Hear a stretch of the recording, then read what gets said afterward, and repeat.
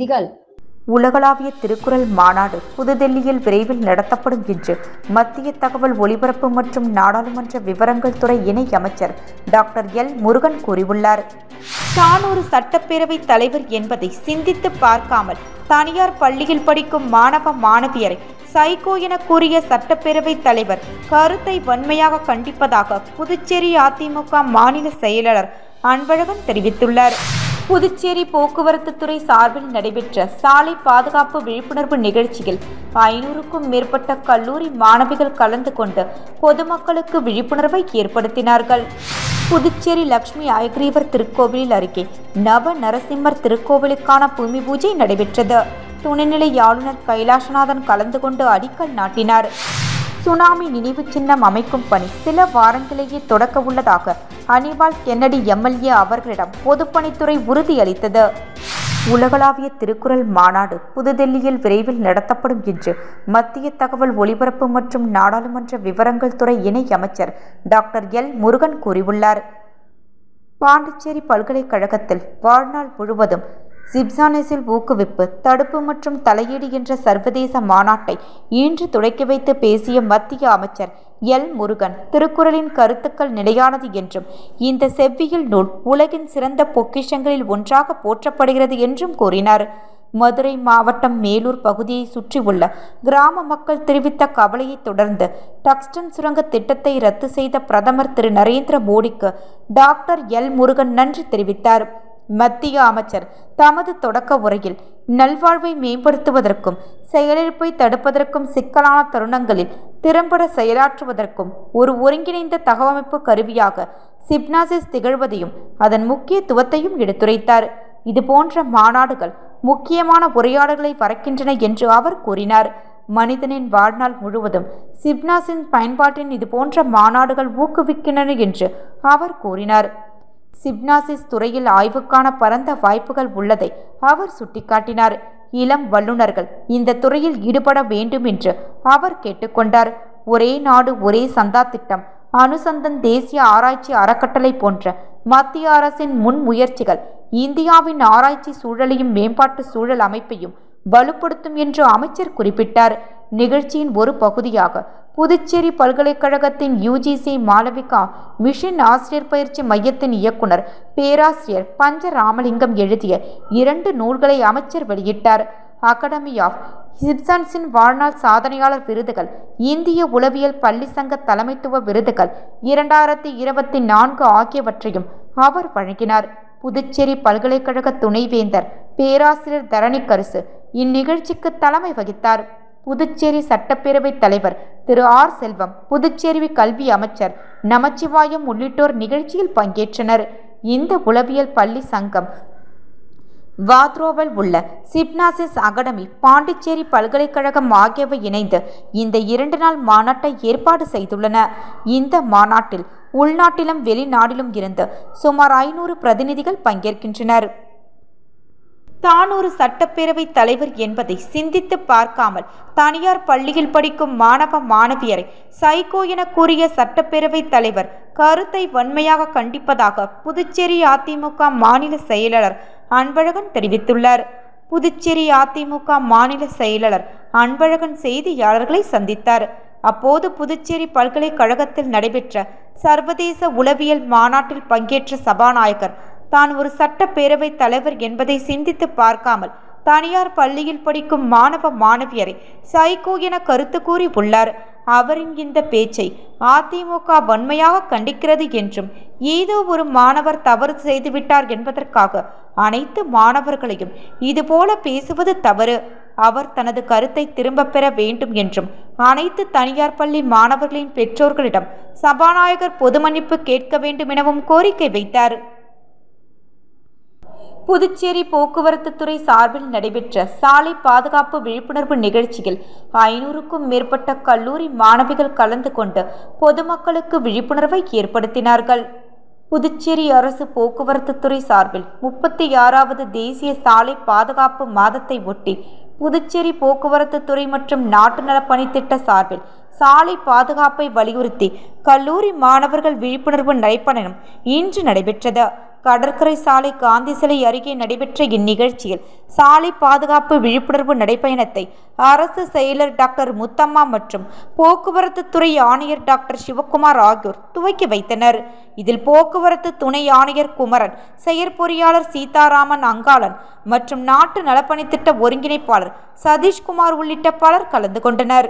இதில் பல்வேறு கல்லூரிகளைச் சேர்ந்த சுமார் 500க்கும் மேற்பட்ட நாட்டு நலப்பணித்திட்ட மாணவ மாணவிகள் கலந்து கொண்டு பொதுமக்களுக்கு சாலை பாதுகாப்பு விழிப்புணர்வை ஏற்படுத்தும் வகையில் பல்வேறு வாசகங்கள் அடங்கிய பதாகைகளை கையில் ஏந்தி கொண்டு சாலை பாதுகாப்பு குறித்த விழிப்புணர்வு கோஷங்களை எழுப்பியவாறு காந்தி சிலை அருகே இருந்து புறப்பட்டு SP பட்டேல் சாலை, மிஷின் வீதி மற்றும் அரசு மருத்துவமனை வழியாக சென்று மீண்டும் காந்தி சிலை அருகே முடிவடைந்தது. இந்நிகழ்ச்சிக்கான ஏற்பாடுகளை புதுச்சேரி போக்குவரத்து துறை அதிகாரிகள் செய்திருந்தனர். புதுச்சேரி லட்சுமி அயக்ரீவர் திருக்கோவிலில் அருகே நவ நரசிம்மர் திருக்கோவிலுக்கான பூமி பூஜை நடைபெற்றது. துணைநிலை ஆளுநர் கைலாசநாதன் கலந்து கொண்டு அடிக்கல் நாட்டினார்.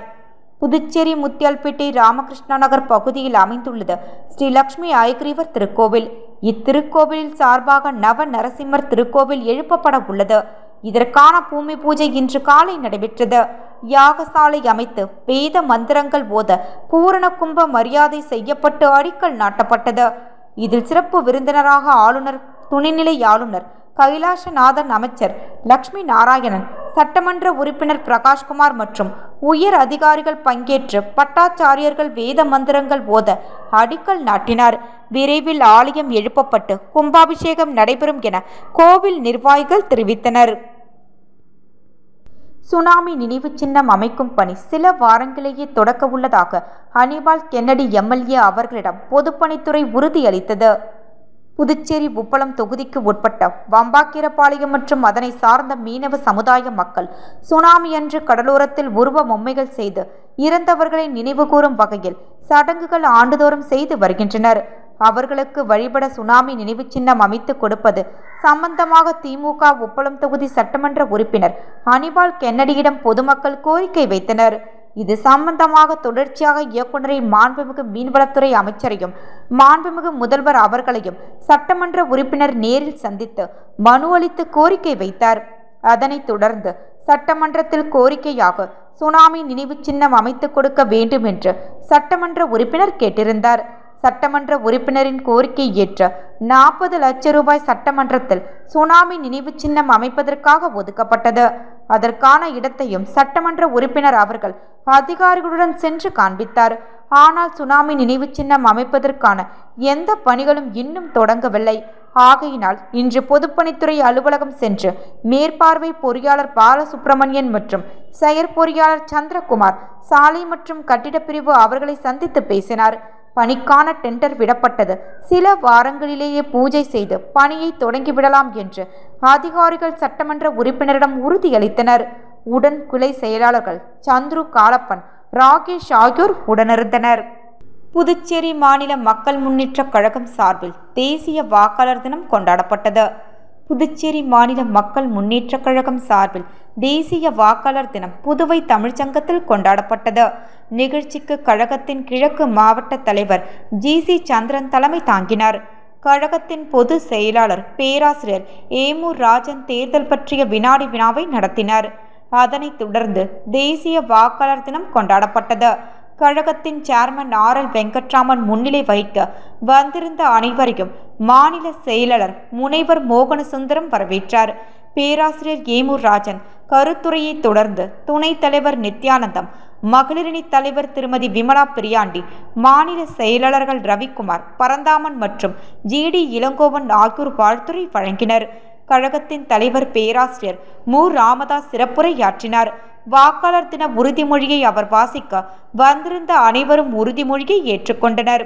விழாவின் இறுதியில் தொகுதி பொறுப்பாளர்கள் உப்பளம் செல்வம், காலாப்பட்டு குமார் ஆகியோர் நன்றி கூறினர். நிகழ்ச்சிக்கு மாநில நிர்வாகிகள், அணி தலைவர்கள், உறுப்பினர்கள் மற்றும் பொதுமக்கள் திரளாக கலந்து கொண்டனர். புதுவை தமிழிலக்கிய ஆய்வுக் கழகம், புதுவை இலக்கிய பொழில், இலக்கிய மன்றம், புதுவை தமிழ் சான்றோர் பேரவை, புதுவை வெற்றி தமிழர் பேரவை மற்றும் புதுவை அரசு தமிழ் மாமணி, கலை மாமணி விருதாளர் சங்கம் இணைந்து பாராட்டு விழா நடைபெற்றது. புதுவை தமிழ் இலக்கிய ஆய்வுக் கழகம், புதுவை இலக்கிய பொழில் இலக்கிய மன்றம், புதுவை தமிழ் சான்றோர் பேரவை, புதுவை வெற்றி தமிழர் பேரவை மற்றும் புதுவை அரசு தமிழ்மணி கலை மாமணி விருந்தாளர் சங்கம் இணைந்து புதுவை தமிழ்ச்சங்கத்தில் கலை பண்பாட்டுத்துறை இயக்குனர் கலியபெருமாள் அவர்களுக்கு கலை காவலர் பாராட்டு விழா விருது வழங்கும் விழா நடைபெற்றது.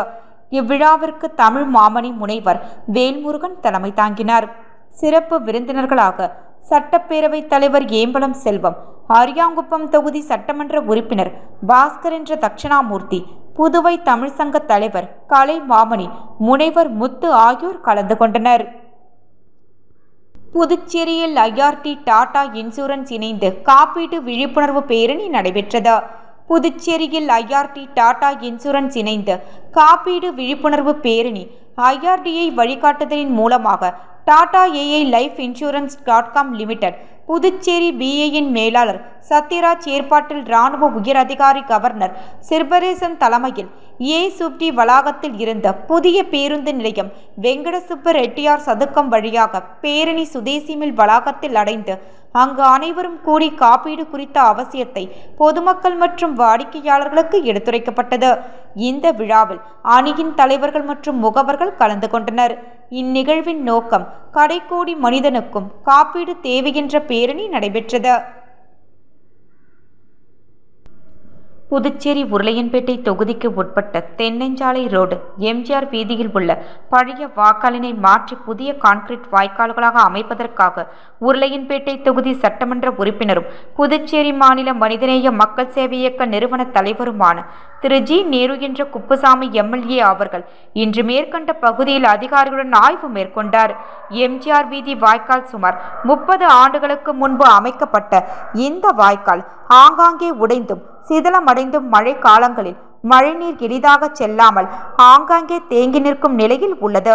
மேற்கண்ட வாய்க்காலினை அதிநவீன கான்கிரீட் வாய்க்காலாக மாற்றி மழைநீர் எளிதாக செல்லும் வகையில் வடிவமைக்குமாறு அதிகாரிகளை சட்டமன்ற உறுப்பினர் திரு ஜி நேரு என்ற குப்புசாமி MLA அவர்கள் கேட்டுக்கொண்டார்.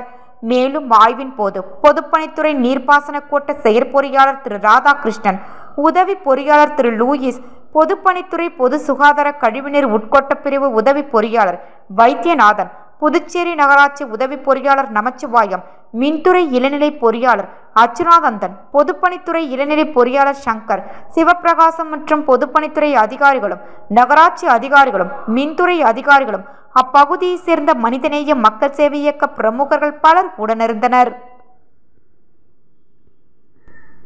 உலகளாவிய திருக்குறள் மாநாடு புதுதில்லியில் விரைவில் நடத்தப்படும் என்று மத்திய தகவல் ஒலிபரப்பு மற்றும் நாடாளுமன்ற விவரங்கள் துறை இணை அமைச்சர் டாக்டர் எல் முருகன் கூறியுள்ளார். தான் ஒரு சட்டப்பேரவை தலைவர் என்பதை சிந்தித்து பார்க்காமல் தனியார் பள்ளியில் படிக்கும் மாணவ மாணவியரை சைகோ என கூறிய சட்டப்பேரவை தலைவர் கருத்தை வன்மையாக கண்டிப்பதாக புதுச்சேரி அதிமுக மாநில செயலாளர் அன்பழகன் தெரிவித்துள்ளார். புதுச்சேரி போக்குவரத்து துறை சார்பில் நடைபெற்ற சாலை பாதுகாப்பு விழிப்புணர்வு நிகழ்ச்சியில் 500க்கும் மேற்பட்ட கல்லூரி மாணவிகள் கலந்து கொண்டு பொதுமக்களுக்கு விழிப்புணர்வை ஏற்படுத்தினார்கள்.